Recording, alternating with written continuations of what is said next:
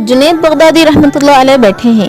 एक नौजवान आया, बड़ा खूबसूरत, दाढ़ी है, इमामा है, जुब्बा है और आकर कहता है, ये जो हदीस मुबारका है अत्तक़ु अफ़रासात अल-मोमिन फनह यंजुर बिनूरिल्लाह, इसका क्या मतलब है, जरा मफ़हूम समझा दीजिए। तो जुनैद बगदादी रहमतुल्लाह अलैह ने इसका चेहरा देखा और चेहरा देखकर फरमाया कि ओ नसारी के बेटे, इसका ये मतलब है कि तुम कलमा पढ़कर मुसलमान बन जाओ। इस पर कपकपी आने लग गई। वो ईसाई नौजवान था, असल में वो भेष बदल कर मुसलमानों वाला आया था कि ये बड़े शेख कहे जाते हैं, मैं इनसे इसका मतलब पूछूंगा, ये मतलब बताकर मुझे मुसलमान समझकर सिर्फ बात मुकम्मिल कर देंगे। फिर मैं इनको कहूँगा कि आपकी तो फरासत इतनी भी नहीं कि मुझे पहचाने कि मैं मुसलमान हूँ या नहीं। शिकार करने को आए, शिकार होकर चले। चुनांचे इस नौजवान ने इसी वक्त कलमा पढ़ लिया तो अल्लाह ताला